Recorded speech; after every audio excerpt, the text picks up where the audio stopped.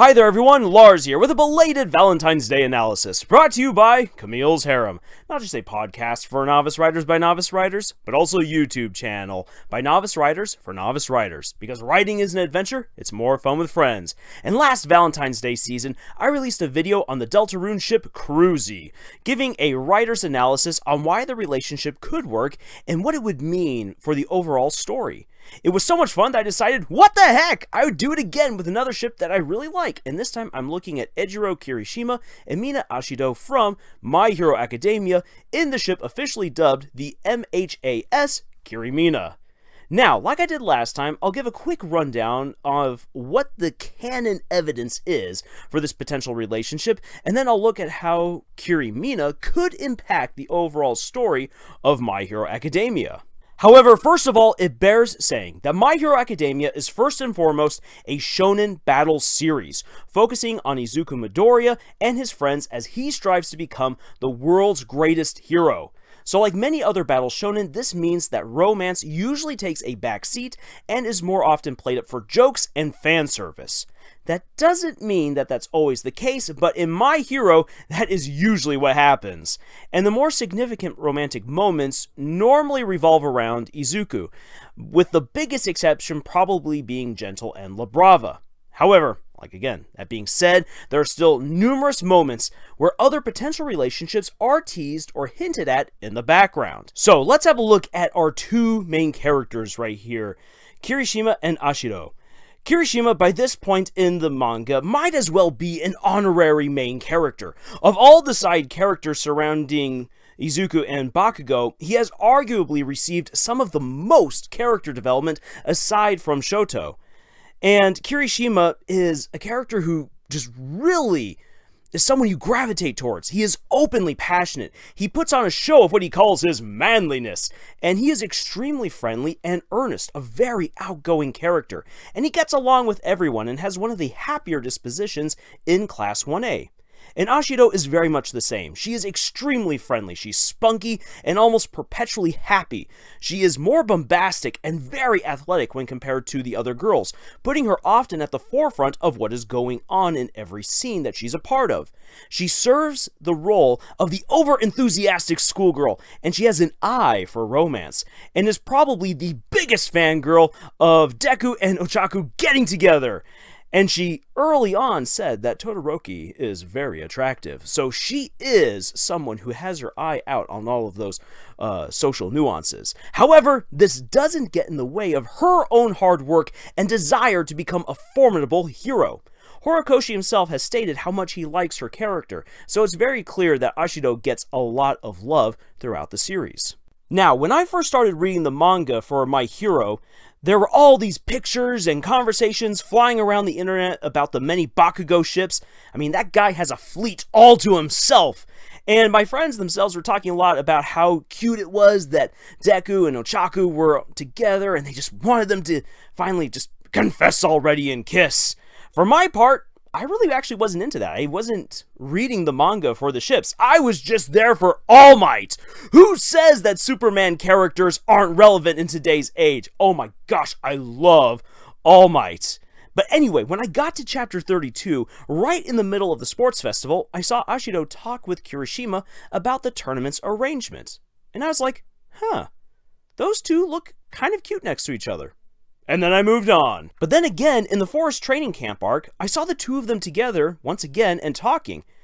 And granted, it was just a short exchange, but the same thought came back to my mind. Those two really look cute together. Alright, I guess I ship it. And that was the first pairing in the series that I even considered. I'm being totally honest right here. It's amazing that I went that far. I was just really enjoying it for the story and not for the ships, unlike everyone else out there on the internet. So I guess I gave in to peer pressure. But in any case, it's a great ship. And now you might already be seeing something here if you're paying attention. We're pretty far into the story. We've covered the USJ incident, the sports festival, the first intern arc, the final exams arc, and now the forest training arc. And all we've got are some small conversations? Honestly, I bet you're thinking to yourself, dude, why do you ship these two characters together? What do you have to go off of? Don't you remember your own rules about characters needing to have chemistry? And you'd be right. It was honestly hard to justify shipping them because there was next to nothing there. That is, until we got to the Overhaul arc. When facing off against Overhaul's cronies, we finally get into more of Kirishima's backstory. We see that he and Ashido went to the same middle school, and that he thought that she had all the makings of a great hero, which is what he wants to be. He was impressed with her ability to stand up to the then smaller Gigantomachia, and he was down on himself for not stepping in sooner to save Mina's friends. So he refashioned and dedicated himself towards becoming a manly hero. When he and Ashido then see each other next, she notices the makeover that he's given himself and laughs at him for still being so down on what happened in the past. However, she does promise to spread the rumors of a big high school debut when he overcomes himself. People read into this flashback many different ways, but honestly, we have to accept that this is just simply Kirishima's origin story. But after the raid, Kirishima returns to UA with Deku and the others, and the rest of the class is so troubled by what they heard had happened at the Yakuza hideout. And in the middle of the mayhem, a dedicated series of panels is given to Ashido and Kirishima as she asks him how he's doing. It's a real change in pace, and it's very noticeable. And when he responds that he still has a long way to go, there's something kind of curious there. And that moment made me raise an eyebrow. Later, the students show off their new signature moves, and Ashido is impressed with Kirishima's Unbreakable, and even later fashions her own signature move, Acid Man, after it. And there are a number of little moments in the joint training arc that show Kirishima is really closely watching her. But the big stuff comes in the recent war arc, where Ashido uses Acid Man to get through Dabi's flames in an attempt to use Momo's sedative on Gigantomachia, finally facing this boogeyman from her past. And yet, as she finally confronts him, that old PTSD comes in at the worst possible moment, and right as the giant is about to squash her, Kirishima swoops in and rescues her, taking her vial of the sedative, which is a really good thing, because as he climbs the behemoth, his own vial is destroyed, so he uses Ashido's, and he says that her chivalrous spirit will not go to waste. And it certainly did not, because the combined efforts of both Kirishima and Ashido bring down Gigantomachia as he tries to rescue Shigaraki at the end of the war arc. Now, you're gonna say, that's great storytelling and everything, but Lars, what about the ship? You're just telling me about all of the cool action. You see, Kirishima and Ashido have grown up a lot since they were in middle school together. They have both faced their past, and together, they have overcome it. And it makes me think a little bit about the fun scene when the students all show off in front of each other the rooms that they have formed at the new dormitory for UA. Ashido replies when she sees Kirishima's room that she really doesn't get it. And fair warning, he did say that the girls probably wouldn't understand the great manliness. But what Kirishima has held as manliness and chivalry is really the notion of giving it your all to do your best and to really help others out. And now Ashido understands that as well. The two have an understanding of each other, and they clearly watch out for each other, not just in the war arc, but they have had communications with each other ever since the beginning of the story. All of that growth and understanding bespeaks great potential between the two of them, both as a couple and also as a hero team. If this ship does sail, it will be one of the best developed side romances that I have ever seen. Most authors love to throw romantic relationships into the story's limelight or under a microscope so that way we get every little fluffy lovey-dovey detail. And in this case, that isn't what's happening. And most authors also, if they don't go that route, well, then they're just going to say, huzzah! Look at this! A special moment for these characters that you hardly know or care about. See, I do romance. I'm progressive. No, that's just dumb. That's just stupid right there. A relationship on the periphery still needs to be given the same attention and care as your main relationships, even if you don't give them a whole bunch of focus. And that is what I'm seeing right here in My Hero Academia.